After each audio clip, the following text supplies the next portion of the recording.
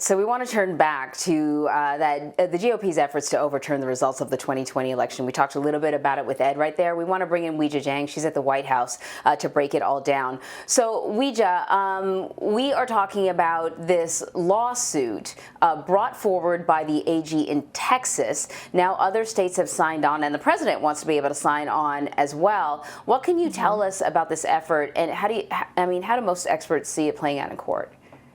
So the Attorney General is asking the Supreme Court to accept this lawsuit to look at these 4 battleground states that ultimately decided the race. And in the meantime, he says those 4 states should not be able to submit the results that, by the way, these states have already certified. And so Attorney General Paxton of Texas is making the case that everything should be on hold until this lawsuit is accepted and plays out. And, after it does, that these states should be able to select their own new electors to submit those votes. So in short, to answer your question, it is hard to imagine that the Supreme Court will actually take up this case. They've already rejected a plea from Republicans in Pennsylvania to look at the results there. And, there have been other cases across the country in lower courts that have failed as well. And so we are still waiting for that decision. It hasn't been handed down yet. But I think the other really interesting piece here is the fact that the president today is hosting a private lunch with a dozen Republican state attorneys general, including Paxton of Texas, and all but one of them are among the 17 states that have publicly backed up this effort. And so the White House says this meeting was on the books for weeks. They were all going to come here, and the timing is just coincidental. But you can imagine critics believe otherwise. And by the way, as of now, it is a closed lunch, so we won't be able to be in there to ask any questions of the president or the attorneys general. All right, so the other big issue, perhaps the number one issue facing this country, is the coronavirus pandemic. Earlier this week, President Trump suggested that if enough people die from COVID-19, then we won't need vaccines at all. I want to play some sound. I think that the vaccine was our goal. That was number one, because that was the way it ends. Plus, you do have an immunity. You develop immunity over a period of time. And I hear we're close to 15%. I'm hearing that. And that is terrific. That's a very powerful vaccine in itself. All right, so we want to know that in order to get to that point without a vaccine, nearly 290,000 Americans die and more than 15 million will have to become infected. We have seen President-elect Joe Biden taking a clear stance on the fight against COVID-19. Why is the Trump administration staying mostly quiet on the topic, other than occasionally bringing up the vaccine?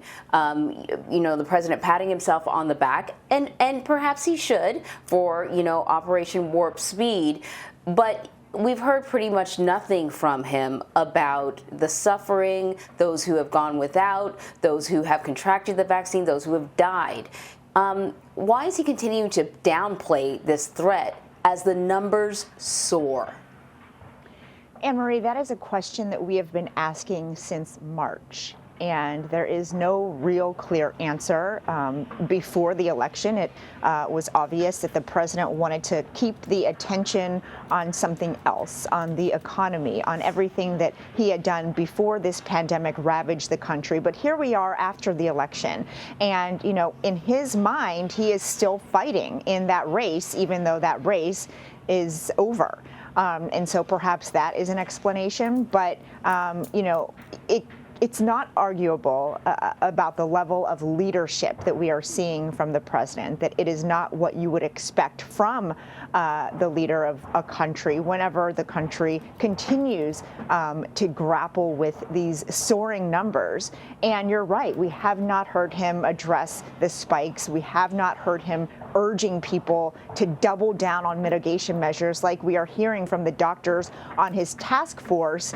And he has fewer and fewer fewer public events like we just mentioned, so it's difficult to ask him why and about what he's doing. And by the way, when we have had that opportunity, he does talk about the vaccine and almost immediately pivots to the fact that his administration was able to get so much of a vaccine in a short amount of time, and that they are on the brink of approving it and getting it into people's arms. But that does not change the fact that we are going through this right now without a vaccine.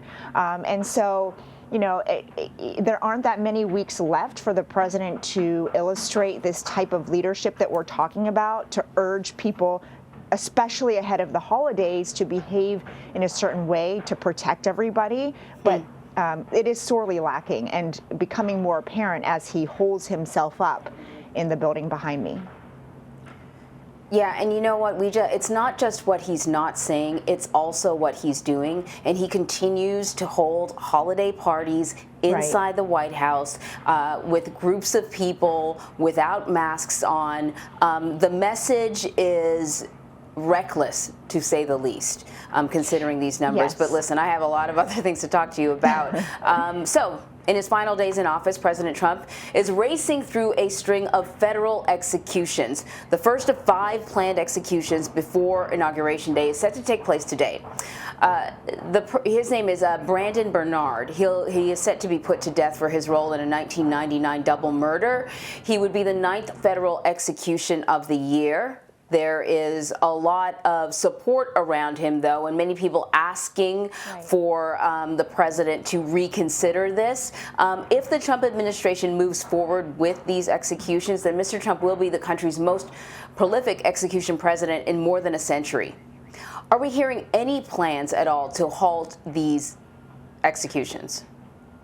Well, our colleague over at the Justice Department, Claire Himes, reported that there was no recommendation from the Department of Justice to the White House whether to move forward or not with this execution. But we do know that there are a lot of people in the public who are urging the president to stop it from happening, including Kim Kardashian West, who has played a role in the president's decision-making in the past when it comes to something similar. You'll remember Alice Johnson was serving a life sentence in prison. She was a 63-year-old grandmother. Kardashian intervened, and the president granted this woman clemency. And so now Kim Kardashian is tweeting 24 hours until Brandon Bernard is executed. Please keep calling and asking the president to commute his sentence.